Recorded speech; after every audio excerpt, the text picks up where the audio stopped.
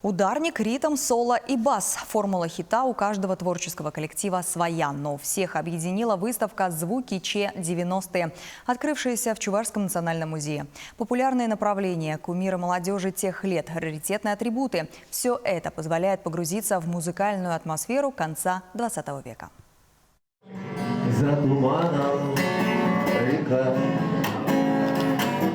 за туманом ночи, за туманом года.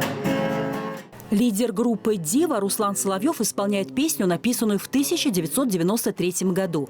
За ним под узорчатым потолком бывшего купеческого дома плакат с популярной фразой «Цой жив», как символ времени, ломающего стереотипы. В 90-е в строго регламентированное культурное пространство ворвалась неформальная музыка и наполнила его творческой энергией и новым содержанием.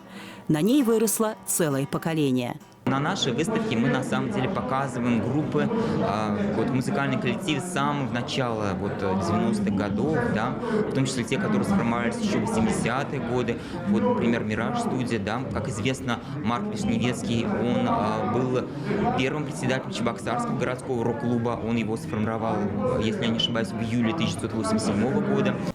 Тогда возникло много неформальных движений – рокеры, байкеры, рейверы, панки, рэперы, хиппи. А какая же молодежь без музыки? Друг за другом рок-коллективы стали появляться и в Чувашии. Сразу несколько групп вышли из клуба молодых журналистов «Круг», «Мэйдэй», «Реанимация». Интересна история группы «Лорд», лидер которой впоследствии стал одним из основателей Чебоксарского байк-клуба. Экспозиция с оттенком ностальгии. Афиши, фото и видеовыступления, кассеты, музыкальные инструменты. Привлекает внимание и манекен, облаченный в знаменитую рубашку Руслана Соловьева. В ней он когда-то записывал альбомы, давал концерты, снимался в первых клипах. Он и сейчас по-прежнему харизматичен, продолжает заниматься музыкой, но сменил направление. У меня теперь новый проект «Дива» на Future Sound. Это проект чувашской музыки. Мы там исполняем чувашские народные песни в наших оригинальных аранжировках. Их можно услышать везде, они расположены на всех стриминговых площадках в интернете, на YouTube, то есть на всех возможных платформах, где сегодня слушают современную музыку.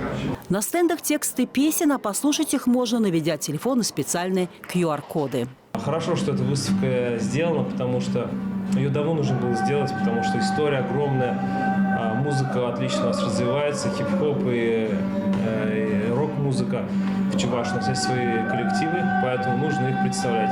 Выставка готовилась целый год. Организаторам помогли чебоксарцы, предоставившие свои экспонаты. Многие кумиры 90-х пришли на нее лично. Неподражаемый тембр гитары того времени, под которую пели все музыканты на импровизированном квартирнике, все это переносило в юность и убеждало в том, что время не властно над музыкой, которая живет в сердце. Лидия Галактионова, Анастасия Степанова, Владимир Синдеев, Вести Чувашия.